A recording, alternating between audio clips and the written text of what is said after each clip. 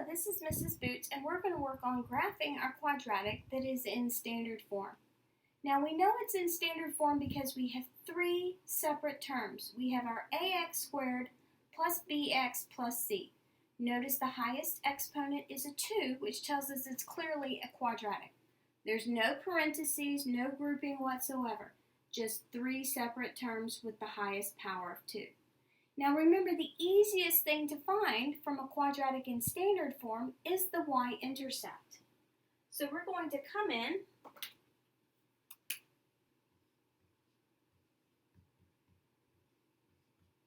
and our y-intercept, remember, is always the number that doesn't have x with it, which is our constant. So we're going to put our y-intercept in the table so we have 1 point now. 1 point. It's at 0, 10. This is the y-intercept. Beautiful little point. But I need 3 points. I need 3 points to graph my quadratic. Okay, so that means we have to find 2 other points. Well, the next easiest thing to find is going to be the vertex. That's what we have to find next. In order to find that, we have to find our axis of symmetry.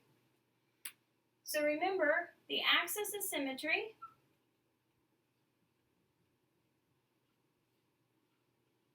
has an equation. It's negative b divided by 2a. So all I have to do is plug in my b. Remember, there's now a double negative. Plug in b. And then since there's nothing in front of x squared, I would plug in a positive 1. 2 times 1. Okay, so negative and a negative make a positive. Divide it by 2 and I get 3. That is my axis of symmetry. Beautiful thing, it is also the first half of my vertex. Okay, so in order to find the y value for my vertex, I can take the 3 and plug it into my equation for x, or I can plug my equation into y equals and look at the table to find the value for y, which is 1. All right, so we have 2 points. I still need 1 more point, but I'm going to show you how to get that a super easy way. Let's graph what we have.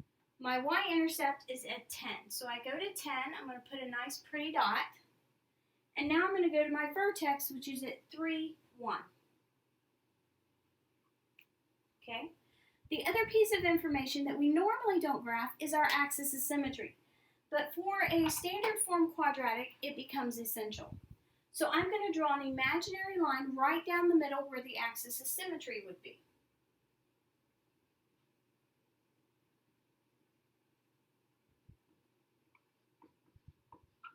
It's best to always draw your axis of symmetry as a dashed line so you know it is not part of your parabola, okay? So my axis of symmetry, remember, it cuts my parabola in half right down the middle.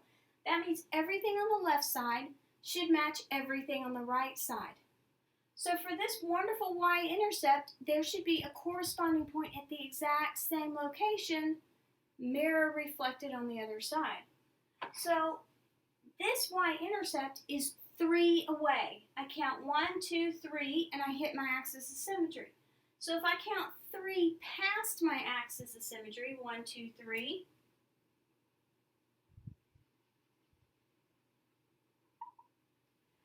I have now reflected this point across the axis of symmetry. So now I have a complete mirror image across the axis of symmetry. Now I can draw my parabola. But first, where is this point?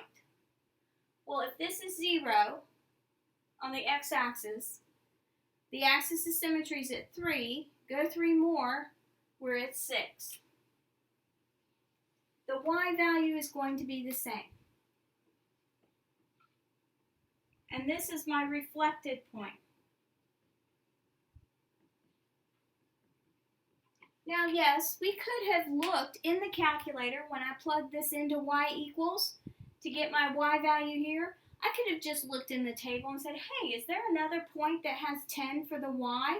Yes, there is. It's right over here. It's at 6. So we can also get this from the calculator. Now all we have to do is connect our dots. So we start at the vertex and draw our line up through our 2 points. And that's all we have to do in order to graph a quadratic in standard form.